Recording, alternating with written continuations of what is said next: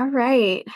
Good morning and welcome everyone to our Creative Experiences Orientations and Contracts webinar. Now that you've received a grant, this is the time and space to discuss what happens next.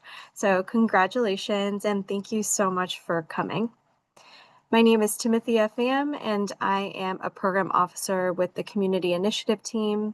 Today, I'm calling from Boston, which occupies the unceded ancestral lands of the Massachusetts, Pawtucket, Wampanoag, and Nipmuc tribal nations.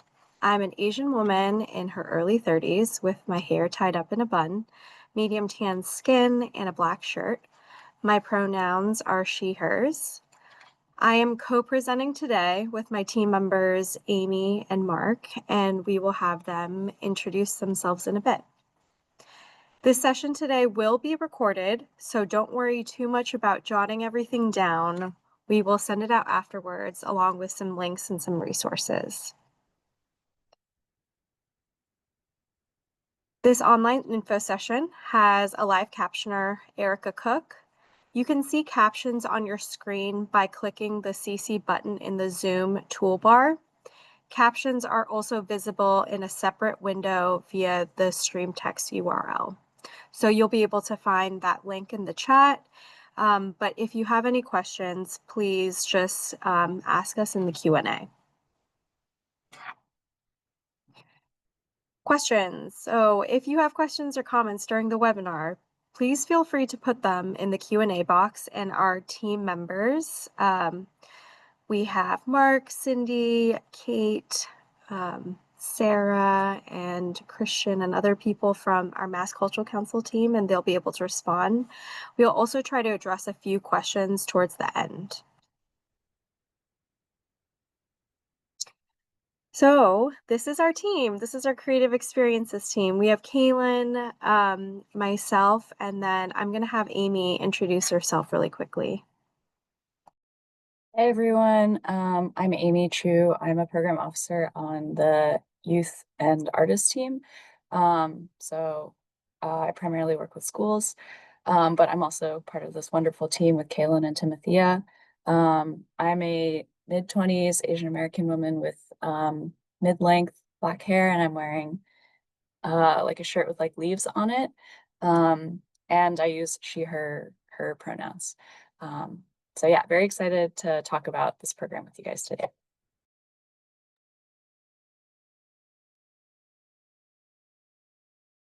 So we have a member of our fiscal team here, our fiscal contracts officer, Mark. Mark, if you wanted to introduce yourself. Sure, no problem at all. My name is Mark Samonti. I'm a physical contracts officer in the finance department for the Mass Cultural Council. I am a early 40s male Caucasian, bald head, red beard.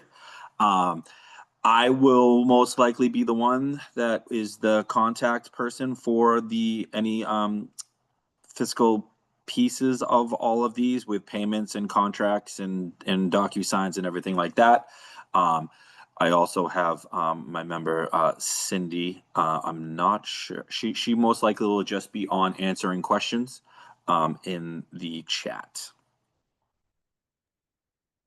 Thanks, Mark. And again, we're so excited to be co-presenting with the fiscal team today, and they have just been so helpful throughout this process. So excited to get started. So for the agenda, we will be talking a little bit about grant requirements, what happens if you have modifications or cancellations, some helpful tips for you all just along the way. And then we'll be talking a little bit more about the actual contracts and payment process, going through a timeline, also talking a little bit about the DocuSign, what you'll expect, and then we'll hopefully have a good amount of time for questions and answers as well. So again, congratulations. This is the first cycle that we have run our Creative Experiences program. And again, we're just so happy to have you here. So, a little bit of background about the Creative Experiences program. If you aren't familiar, we had combined two previously separate grant programs. So, our Festivals and Projects grant program and the Creative Projects for Schools program to really form this multifaceted Creative Experiences program. So, it supports activities incorporating the arts, humanities, and sciences where people can engage with creativity, discover and express their voice, explore the natural world, and connect to their history and community. So, the Creative Experiences program is designed following evaluation of our funding across the sector and as a response to the agency's racial equity plan and is strongly linked to the Mass Cultural Council values expressed in the FY24 to FY26 strategic plan. Mass Cultural Council values vision, creativity, and Mass Cultural believes that creativity is the key to solving many of society's concerns, and advancing this asset helps to make the Commonwealth a preeminent place in the nation for it to thrive. It also serves the Commonwealth and all who live, work, visits, and play here by amplifying creativity, providing resources, expanded relationships, and championing transformational changes that maintain and grow a thriving creative and cultural ecosystem. It also works to build a diverse and equitable creative and cultural sector in the Commonwealth, ensuring that all who practice and participate in creative and cultural expression see themselves in it.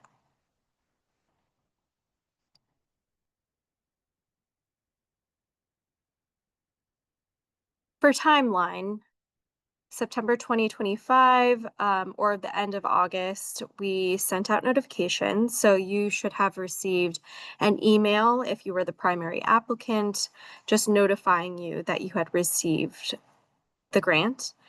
And currently, our fiscal team is working on sending out contract paperwork. So if you haven't received anything, don't worry, it's currently being worked on. And that will take place between now and October. And if applicable, the deadline to resolve holds is October 35th, October 31st. I'm sorry. A few of you might have had some minor changes that are needed to be made on your application. So we would have sent out notifications for that for you all. So if you do have questions about that, please don't hesitate to reach out to us at creativeexperiences@mass.gov. But again, the deadline to resolve those holds are October 31st. And the final report for your program will be due in July 2026. It's official. So funding lists are published online. Our press release was published, and we have our blog post online. So you could read a little bit about the program, some highlights, statistics, and we've announced the grantees in our newsletters, and we'll be, sharing some social media posts about the highlights of the cycle. So again, congratulations. And there are a few opportunities for you all to join us in some regional celebrations. So these won't just be Creative Experiences grantees, they will be grantees from different programs. So the next one will be on September 29th in Greater Boston at the Multicultural Arts Center in Cambridge at 10:30 a.m. October 6th will be Plymouth County at the Spear Center for Performing Arts in Plymouth at 1 p.m. And then October 27th will be Franklin and Hampshire County. November 3rd will be on the Cape and Islands. And December 1st will be Metro West. But don't worry, we will be covering every region in the state. So in the spring, we'll do the Berkshires, Bristol County, Northeast, Hampden County, and Worcester County. So stay tuned for those dates. It'll be really fun. So let's talk a little bit about the credit and publicity kit that you'll get in your contract. So as a state agency, Mass Cultural Council relies on public funding and support from our partners in the Healy-Driscoll administration and the state legislature to make sure investment in Massachusetts to make the investments in the Massachusetts creative and cultural sector. So our advocacy and messaging is really crucial to demonstrate the value of the arts and culture to the people of Massachusetts. And here are some ways that outlines how you can make this happen. So first, Amy, if you could actually go back to the previous slide, we would ask you to contact your state officials. So please thank those elected officials responsible for appropriating funds to the Mass Cultural Council. Our funding wouldn't be secure without the support and partnership of your state elected officials. And it's really important to have that relationship that they hear from you to help us maintain their support for the sector. And the second is acknowledging council support. So a huge question that we do get is, what if your event, festival, project already happened? We still want you to make the effort to acknowledge your funded experience. So you could be giving us a shout out on social media, your newsletter, or any other communication channel. But again, we would, if that does happen, please check in with us. Email us at creativeexperiences@mass.gov, and we'll connect with our public affairs team, who has been really helpful in supporting us with these questions. And beyond the requirements, so other ways that you can help. So include mentions via social media, tag us. We're on a number of different platforms. So write an article for your newsletter as an organization, present Mass Cultural Council's executive director, chair, council member, or member of our staff as a speaker at one of your important events.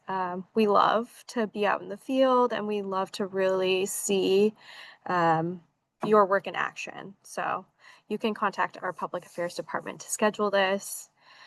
We would encourage one of your board members or executive director to write an opinion piece or letter to the editor. Arrange for an article in your local newspaper. Create a lobby display or some other public exhibit for the library, the town hall, the school. You get creative with it. And then you can also send a special letter from your principal or executive director. So let's start going over grant requirements. The requirements of this grant: please spend all the funding.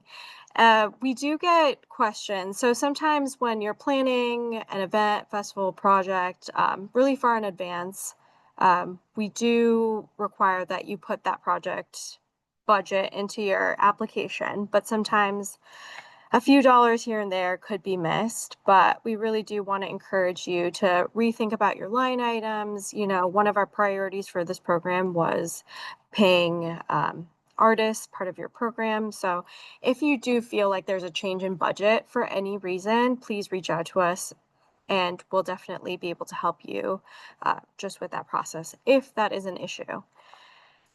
Paperwork, yes, we will be sending all of those instructions out. Accessibility, that was also something that was included in the application process, but we do have a member of our team here. I don't think he's with us today, but his name is Charles Baldwin. So if you do have questions about access, always use us as a resource, and we can always connect you with Charles. And then the final report will be due in July of 2026.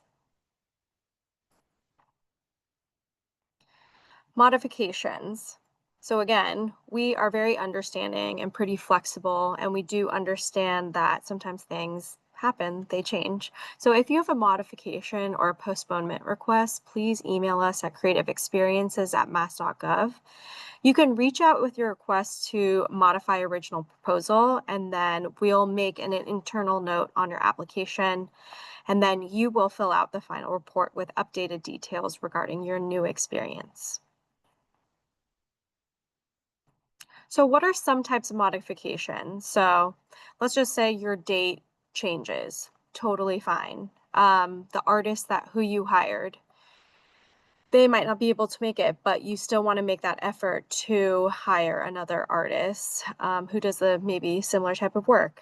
Totally fine. Event title can change. Again, we're very understanding of it. Um, if the date falls outside the eligible time frame, so after of June, actually June 2026, then we would have to talk about it. And if you're no longer paying or hiring an artist, we would also have to discuss that just because that was one of our priority points for the application. And then if your location changes as well, definitely something that we would have to discuss. And then admission from free to not free. Again, something that we would have to discuss because these were all priority points and that really contributed to you all getting the grant that you got. Postponements. So if you have a postponement request, again, these things do happen all the time. Please email us.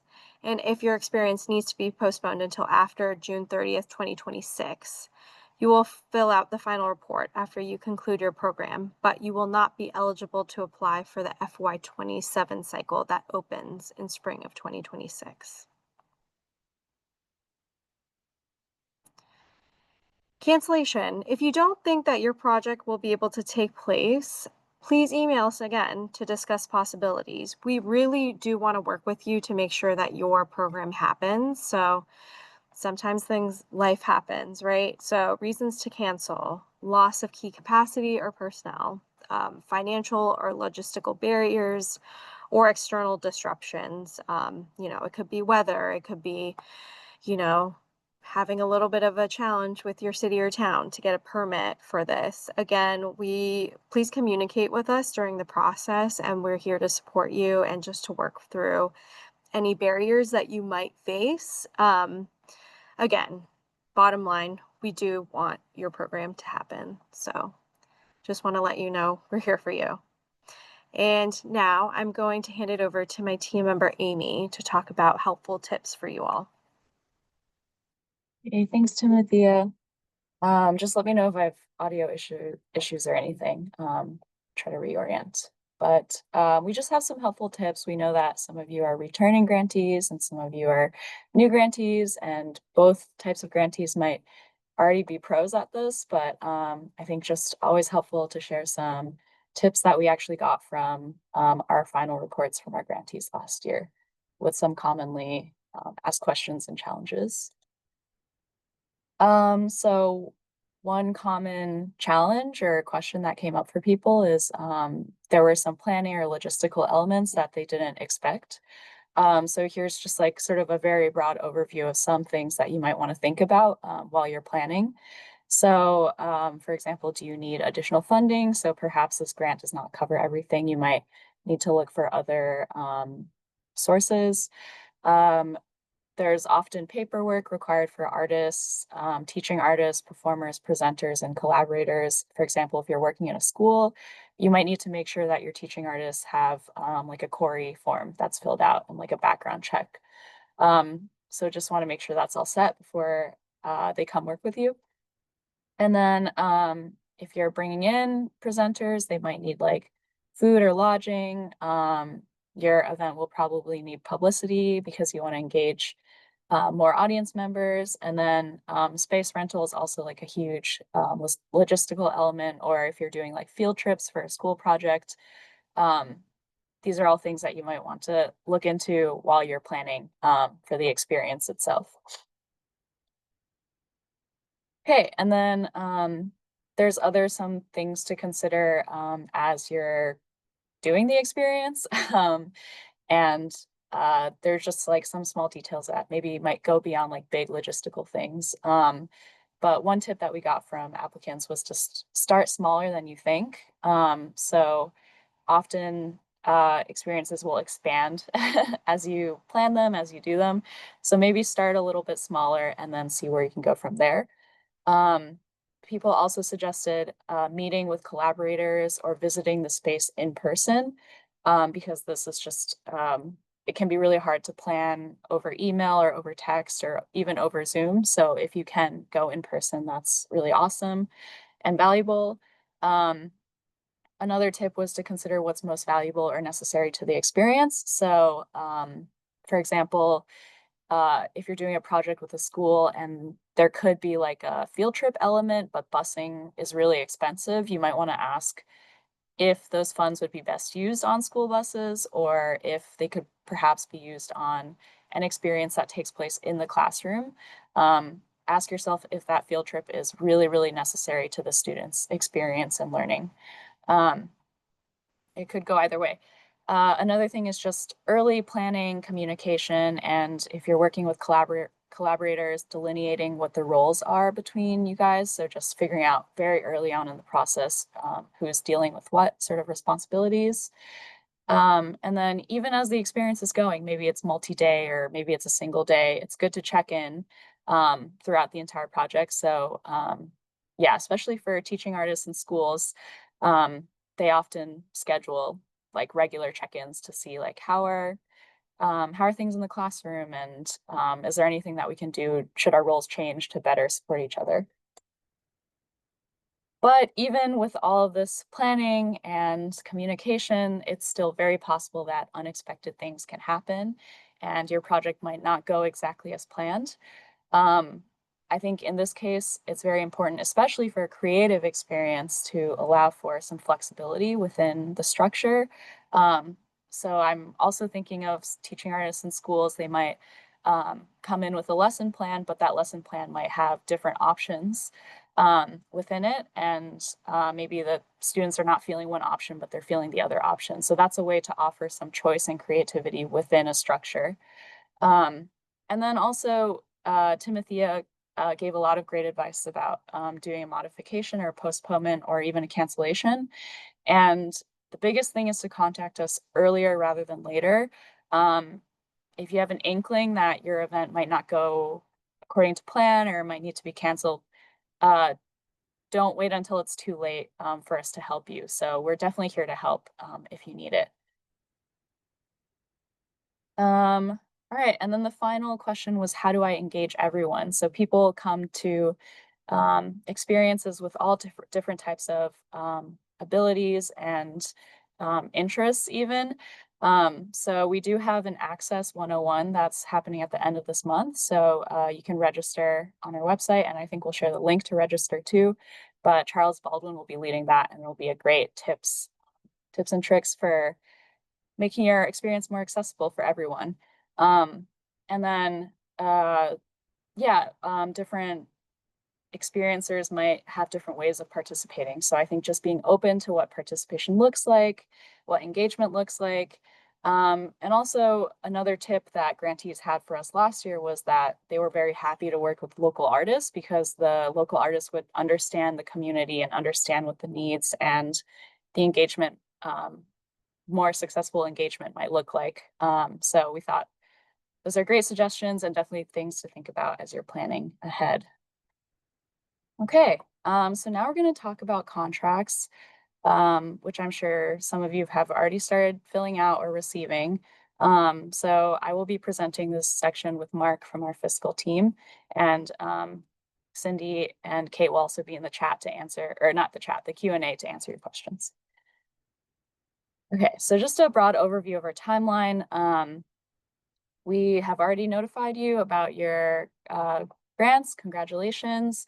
CAStle, which stands for Contract Authorized Signatory Forms, and the W-9 EFT forms were both sent via DocuSign, or they're being sent out. So if you didn't receive them, don't worry. Please give us until the end of October to do that. There's a lot of grantees and fiscal is really working hard on it. And then the grant contract will be sometime in October, but we also put that it could extend throughout the year, just like depending on, how you fill out the forms and your setup with the comptrollers. But don't be scared. We'll definitely like lean on the front end of this. And after that's sent, these things are due 14 days, just because the link will expire. If you miss it, don't stress. We can always resend it, but just letting you know that that kind of adds another little step into the process. So try to fill it out as soon as possible. And then the final report is due, July of next year, not not this past year. But we'll talk more about this timeline in the next few slides. Mark, did you want to add anything? Yeah, and I just want to jump in real quick. Hello, everyone. Mark Samonti from the fiscal team.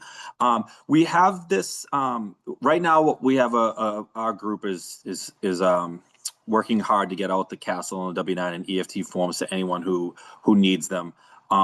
Some people, and again, it all depends on how it was the application was filled out. Some are existing, some are new.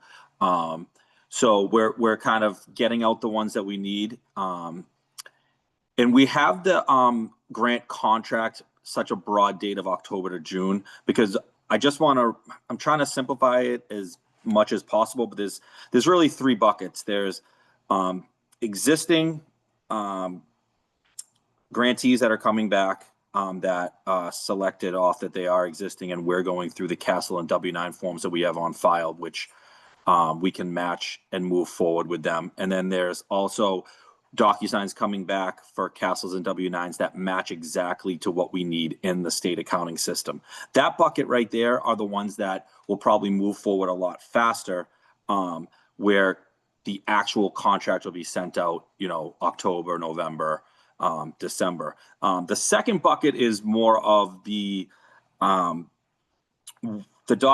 and EFTs that go out that come back and have either changes, which could be bank account information changed or legal information changed, which we now have to process and send up to the comptroller's office. That's going to take at least 10 to 14 days once we process that to get up to the comptroller's office to get that into your profile correctly.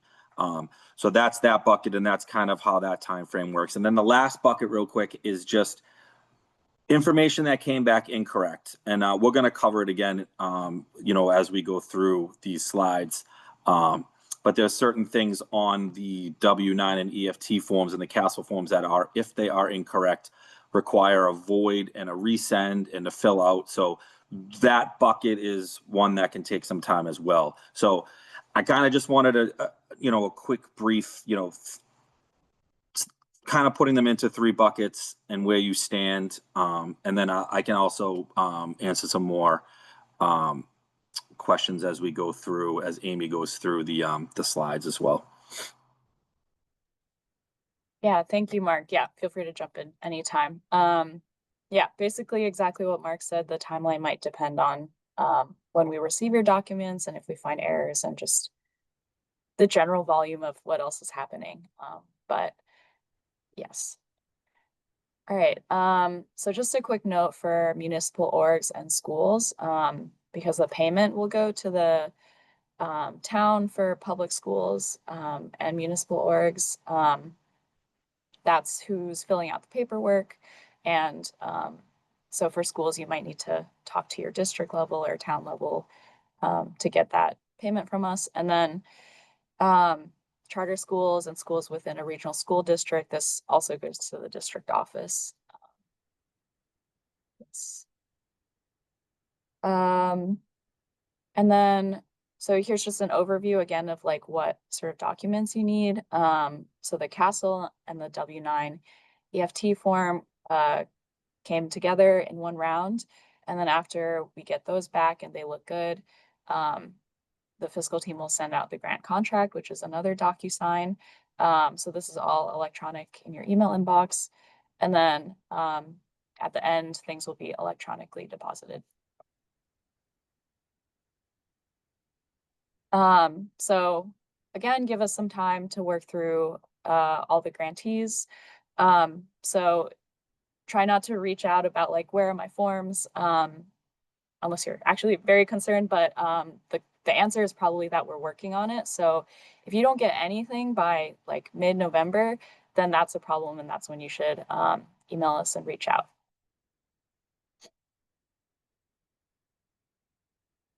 If you can't fill out the forms for any reason, yeah, just for like maybe access or language.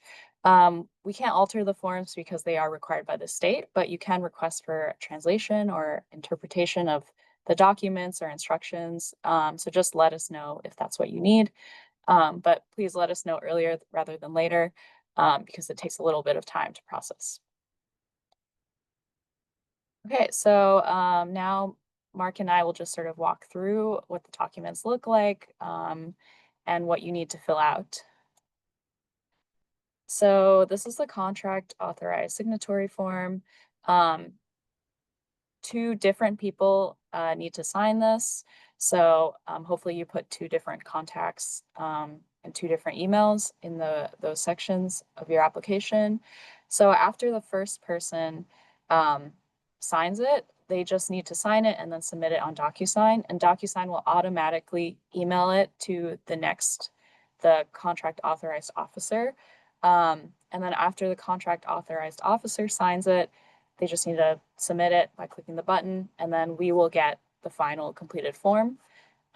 So you don't need to worry about like manually forwarding it or anything. Just follow the instructions that were in the email. So yeah, as Mark said, or Mark, do you want to just talk about this section? Yeah, sure. So some grantees may not receive the CASEL form because we have it on file already. So there's, I believe on the application, there was a section where you selected off if you were returning grantee. So one of our steps is to, if that's so, we go and look at our historical CASELs that we have saved. If it matches exactly what the grants management system has as the authorized signatory and the authorized officer, we save it down, and then that piece will be checked off as that we have it. And just to reiterate again, the signatory and the officer must be different people.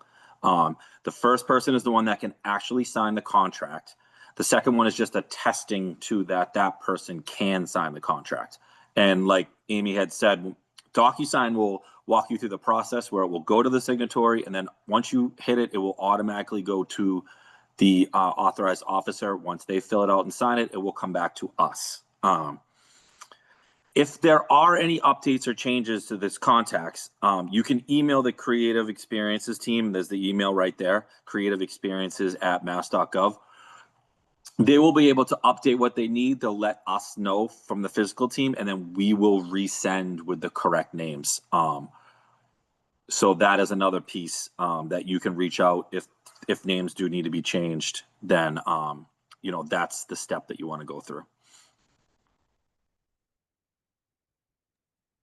Okay, thanks, Mark. So the email for the forms should look like this. This is just a screenshot.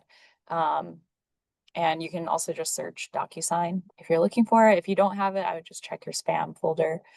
But you can just click into the document there. Here are just a few helpful links with instructions written out and a quick frequently asked questions section, because I promise someone else has the same question as you. Okay, so there are some instances where the contacts might not have the information needed to fill out the W-9 EFT. So it is, you can assign that document to someone else, and you can just do that within the DocuSign. And then you can do that by going to the top right corner of the page under the Other Actions button. And then you can click Assign to someone else. And you'll just need their email and their name, and I think maybe their title or something. But that's totally fine. And again, these links expire around like 2 weeks. So just try to fill it out when you see it. But it's okay if you don't. We'll just resend it. It's not the end of the world, but just try to do it as soon as possible. And again, like Mark said, if you don't receive this form or the CASEL form, we might already have your information on file, so don't worry about it. Mark, do you want to go through the tips? Sure. Yeah, absolutely. So when I originally started and we were talking about the 3 buckets, so the third bucket is what I was talking about, where things are just sent incorrectly, and that really slows the process down for the grantee. Um, and that goes with how it's filled out. So there's no personal name or individual names on the W-9. No social security numbers, only EINs. The legal name on there should be who applied for the grant. Like I said, no personal names, no individual names.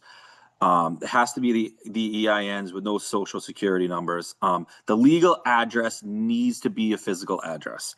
If there is a PO box, we can't accept it. The EFT piece where the voided check attachment is optional. Definitely, it's optional. It's very helpful. When these things come back and they have these things incorrect, what we're going to have to do is we're going to void the DocuSign, which should send you a message back with a little message in why we're voiding it, and then we'll have to resend you another DocuSign. So as you can see, this step kind of is more involved, and it kind of strings out the process of getting you kind of processed and set up in the system, because this information is incorrect. So it's really important that the W-9 and the EFT is filled out correctly to be able to move on in the next piece of the contracting. Yep. And then another tip, I know there might be some PTOs that applied for a school, or maybe you just applied for the grant and you're not sure about this information. There's someone at your organization that probably knows it like the back of their hand. So definitely talk to your fiscal or financial team about that if you're not sure, because we can just make sure that everything's filled out correctly before we receive it. But again, not the end of the world if there are mistakes. Correct. Yeah, it absolutely. And we're here to help. So, we're going to try to reach out as soon as possible when things like this happen. Again, it all depends on the volume, but at the end of the day, we want to make sure we can get all your information correct and processed as fast as possible so that we can get you guys the funds. Yep. Right. So after we get those forms back and they look good, then the contract authorized signatory, so the first person who got that DocuSign, will be emailed the grant contract. And this is just the agreement between the org, the grantee, and then Mass Cultural Council about the requirements of the grant and payment. And just real quick on the actual contract itself, this is a good indicator of we have your castle form correctly, we have your EFT and W-9 information correct, you're set up with a profile in the state accounting system, and that all the information that you send back is correct, because now we can go to contracting. So when you get this DocuSign, I think it's a really good starting point of like, okay, looks like I've gotten everything in. Now I'm to the contracting point where the signatory can sign, and then that's when we can start to move forward with the fund. So I just wanted to kind of reiterate that if you do see this, the process is moving along like you want it. Okay, so again, look for the DocuSign email, and the information in the grant contract should be auto-populated, so you'll just really need to signature an initial wherever it tells you. So that form is easy. You guys got this. So now we'll talk about the payment. So after we've received all your forms and the contract has been fully executed, then you can expect an electronic funds transfer to the bank account that was provided. So again, this is paid to the organization that completed the contract forms. So for public schools or charter schools, it might go to the bigger office, such as the town or the district office. And then again, also for organizations that applied with a fiscal agent, it will go to that organization. So if you're fiscally sponsored or under a parent organization, they are responsible for transferring the funds to you. So that's why we suggest like teaching artists or organizations that are working with schools, or if you have a fiscal sponsor, just try to keep documentation and have an invoice ready. This is not something that we require, but it might be something that the district level or the town requires from you. And also we understand there's like mix-ups and miscommunication. So if there's anything you need our support with, we can help out. So definitely email us, even if the payment is not between Mass Cultural Council and the organization anymore, but here to help with that process. So you can also check the status of your payment by going to the vendor web. And I forgot to put the screenshot of the vendor code that you'll need to log in. But you can find it on the corner of the contract. And when I send out the PDF of this, or the attachment of this to you guys, I'll make sure to include that screenshot in there. But you'll basically just need your vendor code and then the last 4 digits of your TIN. And you can check like where the payment went and what the status is. Yeah. Mark, did you want to add anything? Yeah, and so the vendor code, so that's really what ends up being created once we get your profile into the state accounting system. So you, like Amy said, you'll see it on I believe it's the top left corner, and again, Amy will send it in the slides, but at the top left corner, it will be a vendor customer number, and it will start with a VC, and then there will be numbers after it that will allow you to kind of go on to the vendor web and insert your payments. And again, on the vendor website, there's a lot of helpful hints on how to search and everything like that. But that's kind of where that VC number comes from. So I just wanted to point that out. And yeah, just Mark, any final takeaways that you want people to think about as they're filling out their contracts? Yeah, I mean, just we're whittling away at all this. We're trying to get everything out. There's a lot here, so just kind of be patient with us. But I promise we're doing everything we can to go through these DocuSigns, figure out what is needed, who we need to reach out to if there's something wrong, or if there isn't, to try to get that contract out as soon as possible. Because I know, all these grantees really, want to get these funds as soon as possible. But like I said, try to wait till November to before you kind of reach out. Hey, where is everything? Again, we're trying to get through everything as fast and as possible for you guys. Again, if you look back on the slides, just the tips of just if we can get things filled out correctly, that will help so much to get you guys set up if needed and processed as fast as possible. So, and again, I'm most likely the lead. So if you really do have any questions, feel free to reach out to me. I have no problem, helping you through anything that you need. Again, we're here to help. So that's pretty much what I got. Okay, thanks, Mark. And then just a quick note about the final report, which is a long ways away, but time flies. Just something for you to think about. This is something we require of all grantees, and it's due in mid-July of next year. So again, if you have any modifications or cancellations, please let us know well before that. And if you have modifications, like include notes about that in your final report. But it's a very short and sweet and simple form. You don't need to save invoices or receipts or anything. We just want to hear about how the experience went for you. And this is where we ask people for challenges or tips for other grantees in the future, and to tell stories about their how the experience went. So it really is just like a good way for us to know how it went for you. And then finally, we also ask for photos that are used for advocacy. Please don't attach photos that you don't have permissions of people to include. So this might apply to schools, especially if the students didn't sign like a form that, or like a slip that would allow us to use the photos for advocacy.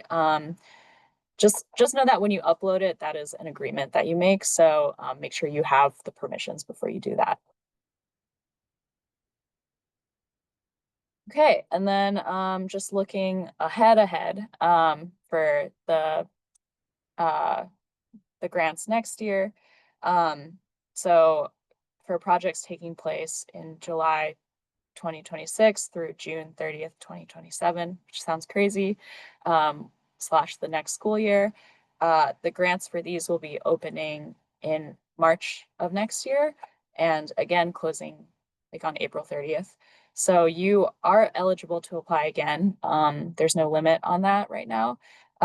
So make sure if you want to be continued to be funded, a chance at that, make sure you apply for the next cycle. And stay tuned and make sure you're signed up for our newsletters and following us on social media. We also have other grant opportunities like the Local Cultural Council program, Tribal Cultural Council program, grants for creative individuals, and those are open this fall and on our website. And yeah, now we'll have a little bit of time for a live Q&A. So feel free to continue using the Q&A function. Again, not the chat because it's harder for us to see and other people might have the same question as you. Or you can also raise your hand if you prefer to speak instead of typing.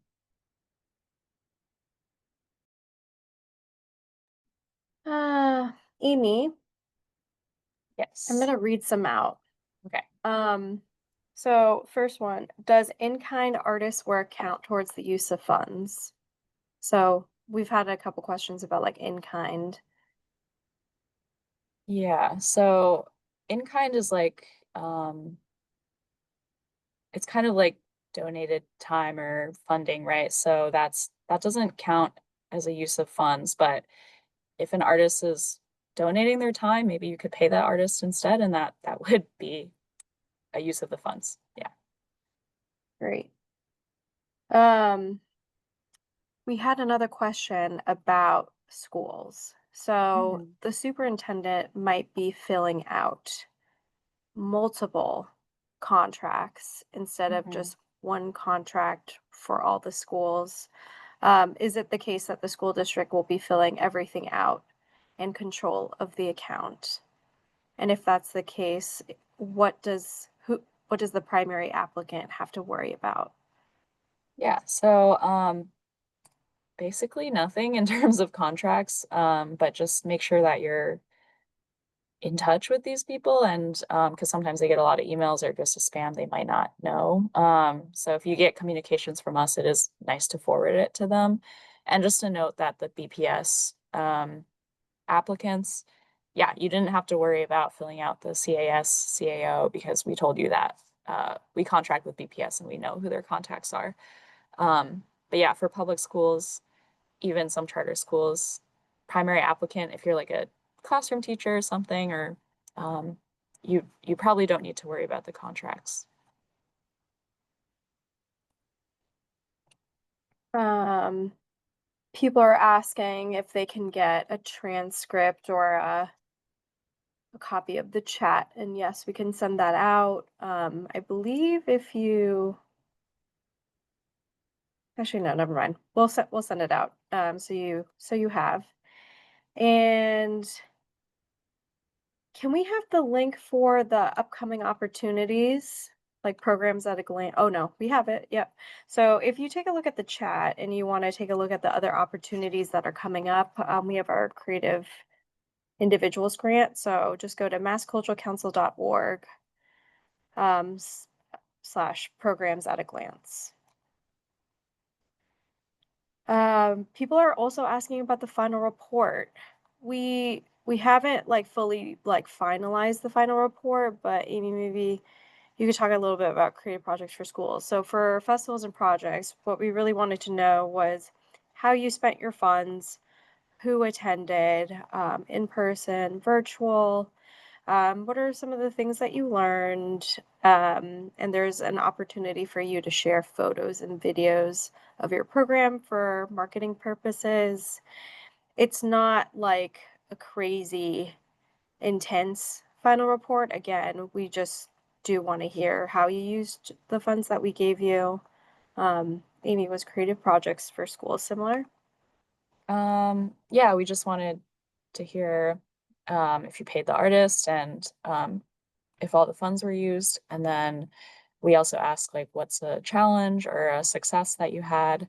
And also just tell like a short story about the experience. So this just gives us a better idea of how it went for the grantees. Mm-hmm. This is a great question. Do we like to see different experiences, or is it okay to apply to support an annual creative experience? I think the main thing we look at is the priority points, which will probably be similar to what we had this previous grant cycle. So if that experience will be more competitive if it, for example, like pays Massachusetts artists, scientist, humanist, or if it's like a free event or if the organization signed up for card to culture. But we don't, yeah, Timothea, we don't Mm-hmm. check that you're doing a different experience every year. That's not something we look at. Yeah. There's yeah, I don't know. Annual events are awesome and they really do anchor a community. That's what we see from time to time. Mhm. So again, we Yeah. don't really have a say in that. Um, all right. So also a good question. When does the money need to be spent by? It needs to be spent By by. the end Okay, of the Amy. fiscal year. So like June 30th of 2026. Yes. Mm-hmm. Yeah. Uh, for what can't the money be used for? It's unrestricted. I mean, Yeah. Just yeah, legal activities, but legal I think activities.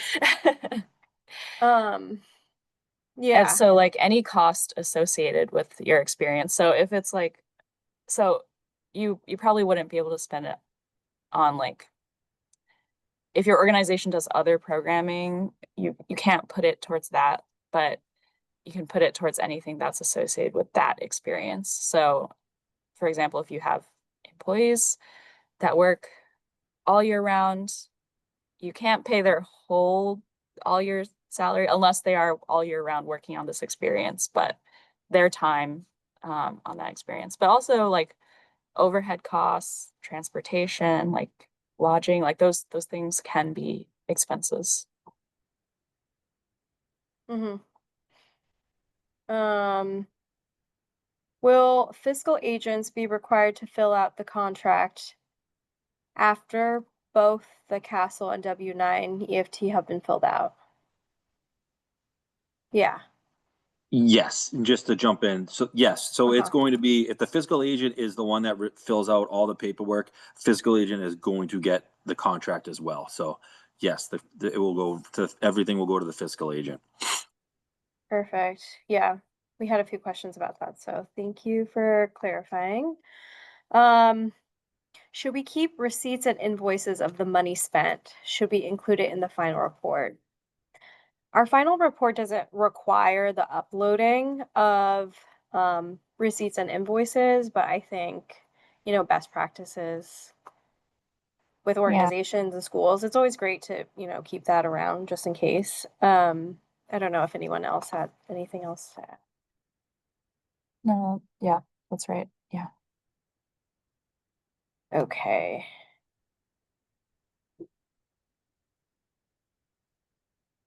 Will you want any photos or information midway through the grant or just filed with the final report? Final report is great. If you want to share photos, like we always love getting them, but again, I think the core requirement or whatever feels good for you, we just want to see it in the final report.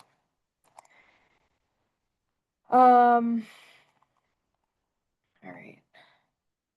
If we are donating the proceeds from our event, do they have to be donated to a 501c3? Not necessarily. Um, that's really up to you. Right. Yep. Yeah. Mm-hmm.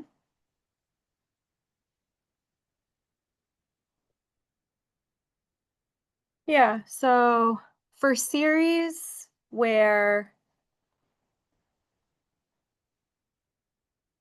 So again, we have a question about series. So your series might take place and kind of go into the next fiscal year. So our guidelines do state that a majority of your program needs to take place within the fiscal year. So again, if it's like a little bit in July, um, that's totally fine. And how does this relate to the final report? So we would ask you to complete your final report after the last event takes place in your series. I did see a hand raised. I don't know, it went back down, but if Okay. you had a question you wanted to answer or to Yeah. ask, feel free to Yeah, if raise you your want to hand raise again. your hand, we're more than happy to. Okay. Let's see. Mary Ross. Yep.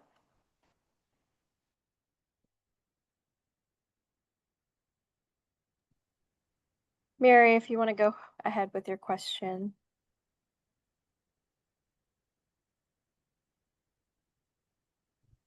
There we go. Can you hear me? Yes. Yes. Okay.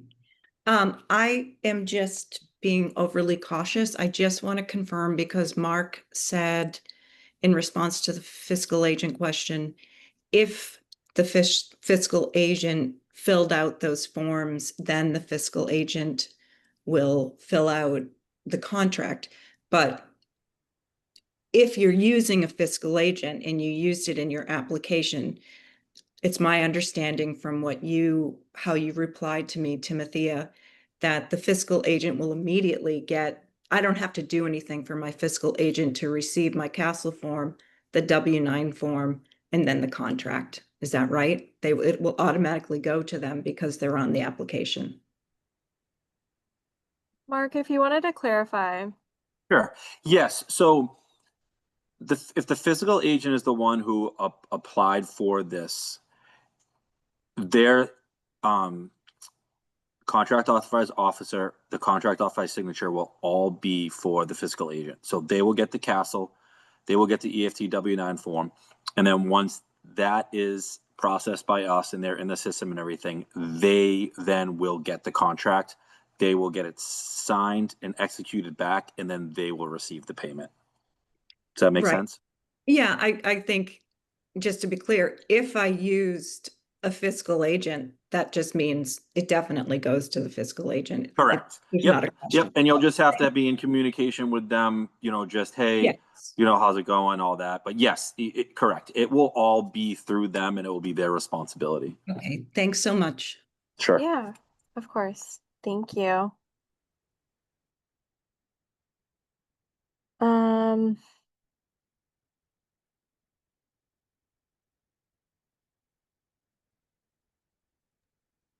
well, we need to get reports in before the April 30th deadline if we want to apply again.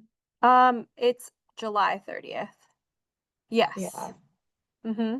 So so if you apply again, and this is a requirement to receive the payment if you get the grant again, we'll just have to check for if grantees who got the application last year did their final reports, and if they didn't, we'll just put a hold on their payment.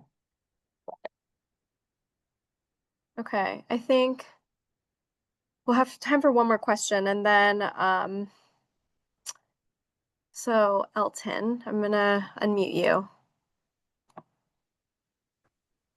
Hi there. So it's my first time doing this.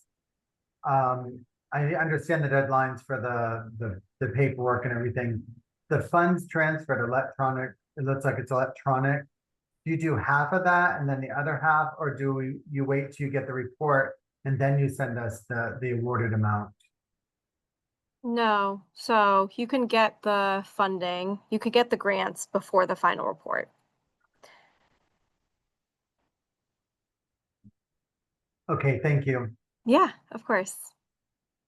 And you have if you have a question about like timeline and anything, just you can just email us and we can clarify anything.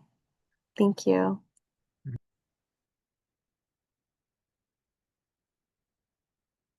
Yes. Authentic Caribbean Foundation. Thank you so much. Andrew here. Hi, Andrew. Yeah, thanks so much for this discussion. I'm very well familiar. I know that um you had sent out request information. Will you be forwarding the contract shortly? Because we're up to date with everything. And guys, they're very good. They're very extremely well in terms of the documentation and stuff. So I just wanted to know if you had gotten the information that I sent you, and will those contract be forthcoming? Yeah, Andrew, we got your correction, so your hold should be removed. I don't know Mark, if you can Yeah, talk a little bit. if if you're really concerned about that, I have no problem if you want to just shoot me an email and I can kind of look up this after. No, it's just I haven't gotten an email with to complete the DocuSign. So I'm waiting on you guys. That's Mm-hmm. it. Correct. Yeah. So I'm not sure exactly your specific grant and where it is in the process. Just because we receive a lot of them. So let me, like I said, I can look back and we can touch base after this if you'd like, and we can kind of see where it's at. Mark, I'll message you Okay. Yeah, the that'd be report great. ID. Okay. Yep. Thank you. And then I think just generally people have questions about how soon after signing the contract do we get funding? I think the answer is it varies, but Mark, if you just kind of wanted to talk about that again. Yeah, it all varies. Like I said, the main focus that we have in finance is being able to get a, whether they have a profile or get a profile set up with the state. So I guess it all depends if they're an existing or if they're new or if something changed. So it kind of fluctuates. Again, we're hoping to try to churn these out for the ones that have everything as soon as possible, which would be like October, November. And then again, with the other ones, there's a little bit more of a process in place where, I hope that people can wait till November to start to ask those questions. But like, if you really want to know where it is, feel free to email me and I can kind of see where it is in the process. So that's why there's kind of a fluctuation where there's really no timeline we can put on it. It's just kind of dependent on the paperwork. I wish I had a better answer. Mm-hmm. Yeah. So if you haven't received anything at all yet, we would just, ask, please be patient. It's coming. But you know what? You can always check in Tim, with us. Oh, Timothy and Mark, can yeah. you just make people know? Because I know last year I had an issue with the the doc that because I changed who was I had to put two persons on it and I made some changes that also can affect the process. Remember last year? Last year I had put a new director on Mm-hmm. that form and you had the old information, so it had need to Mm-hmm. be updated. So I don't know if you had mentioned to person that that can also affect the Yeah, and our process. verification process too, when we identify that, usually we try to reach out, hey, we get this updated, we're going to resend something. So usually you will get contacted if something is incorrect and that we need it fixed. Again, we're not completely finished sending out all of the DocuSigns to everyone yet. We're still in the process of doing that. You one way or another, whether you're going to get a contract, that the final contract sent to you, or us reaching out, I promise, we will be making sure that all this paperwork is correct at the end of the day, whether we have to reach out or not. So we definitely will be in communication. Thanks, Mark. Mhm. And yeah, thank you, Andrew, for bringing that up. That is something that is useful for grantees. Um, so yeah, I think we're at time, but again, please reach out to us at creativeexperiences@mass.gov. Thank you everyone for coming, and thank you to Amy, Mark, and the whole Mass Cultural team for really helping out with this webinar. We appreciate your work and your patience as well. Thank you.